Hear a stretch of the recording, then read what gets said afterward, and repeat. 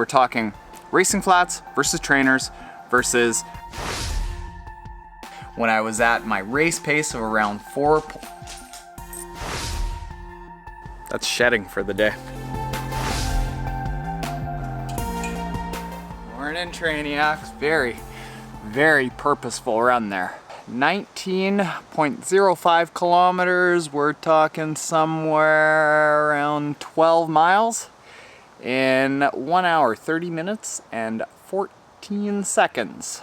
In that run, I did 4 times 10 minutes at race pace, 4:30 per kilometer, and went okay. Went pretty good. I didn't mind it at all. Wasn't, however, an unscathed kind of run. Look at this. Oh boy. Yeah. Brand new running shoes. The On Running Cloud Tech? I think Cloud Flow. Went for the first run with them yesterday on the treadmill, and it wore a little bit of rough spot in my heel. And then today, it's not to say that I don't like them, actually. I'm a big fan of the Cloud runners. I'll actually, you know what, give me a few weeks. I'll do a full review on these. That actually gets me thinking, you know what we're gonna do today?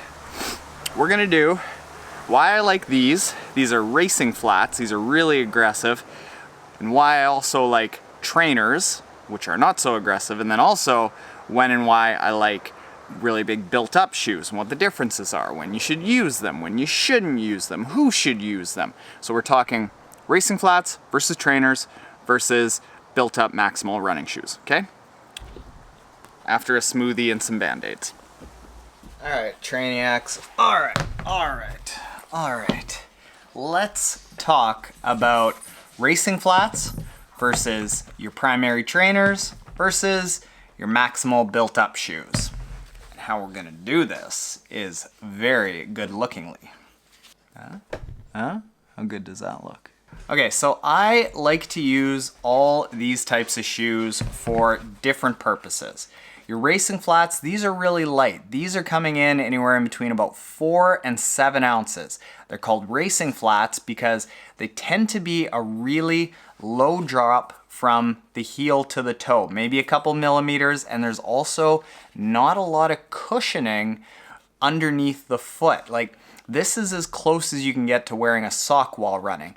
Why a lot of, say, 5K runners, track runners, really short distance runners like to use these are because they're so light and because you can really get up on the balls of your foot.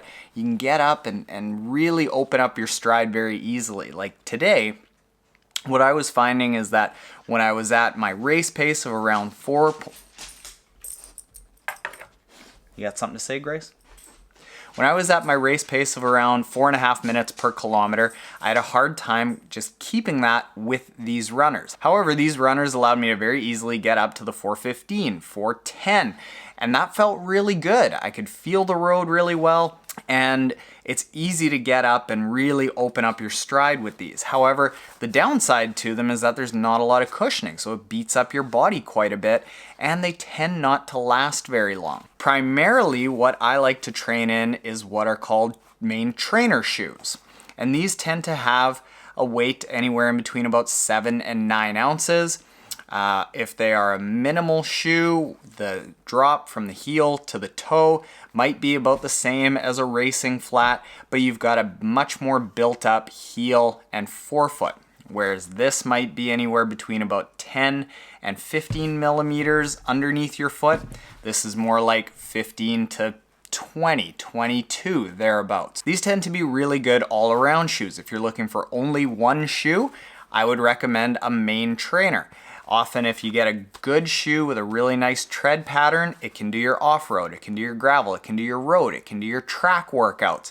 Whereas the racing flat is really only good for your speed work, your racing, your track workouts. You don't want to be putting in a ton of miles on these, whereas you can put in a ton of miles on these. Depending on the manufacturer, these might last anywhere from 150 to 250 or 300 miles, whereas these racing flats tend to be somewhere around 100. maybe even less. There are some racing flats out there that I think you use them for one marathon, that's it, throw them away. So these are easier on your body, these are easier to put in long miles on. This is your bread and butter shoe. Then we get into these Maximal shoes, the Hokas. Now, there are more than one company now doing these Maximal shoes, and these tend to be, these are the Clifton 3s, and these are a little bit rare because these come in, I think, around 8 ounces, but Maximal shoes tend to be like 9 ounces plus, 9 ounces to somewhere around 13 ounces. The heel, I believe, on these is around 27 millimeters, and the forefoot is about 24. So I'm still not getting a huge heel to toe drop, but I've got a ton of cushioning underneath the shoe. Now lately, I actually haven't been using these at all.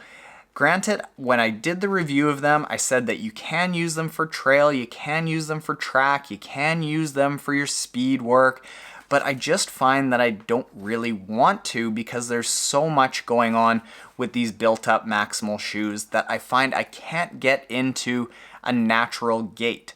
I can't feel the ground, I can't feel the turns.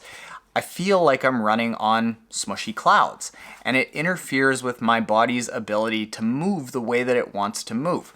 Now granted, when I was using these, I really liked it on recovery days. I liked it on days where I was already beat up, but what I'm finding now is if I manage my running and my build up better, I don't really have that many runs that I am beat up going into it. So did I like these when I tried them out? Yeah, but I sort of look at the longevity of a shoe, the usefulness of a shoe, the broad application of a shoe, basically as simply as, do I keep going back to it?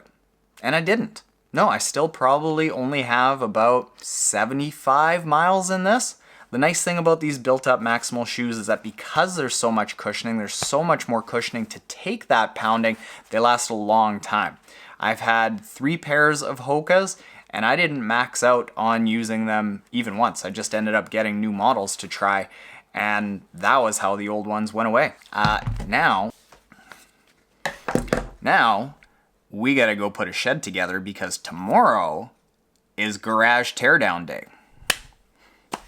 New Triathlon Taren headquarters is like well underway. So ugly out there. You notice how we got lights on midday? It's just miserable out there.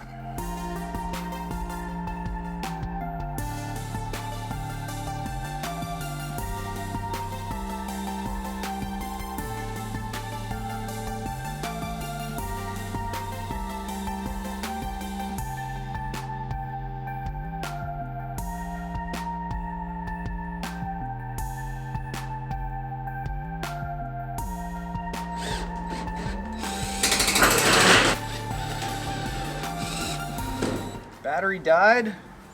Last panel up. How do I get out?